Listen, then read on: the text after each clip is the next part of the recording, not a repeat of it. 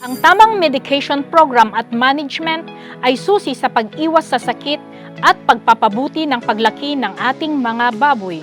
Narito ang ilang mahahalagang aspeto ng isang epektibong medication program. Regular na pagbabakuna laban sa mga pangunahing sakit tulad ng hog cholera at porcine reproductive and respiratory syndrome o PRRS.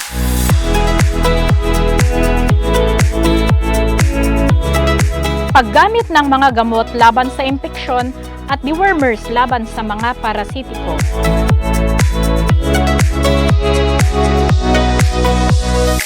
Sa aming farm, sinisigurado namin regular ang monitoring at tama ang schedule ng pagbabakuna upang maiwasan ang outbreak ng sakit at mapanatili naming malusog at mabibigat ang timbang ng aming mga baboy.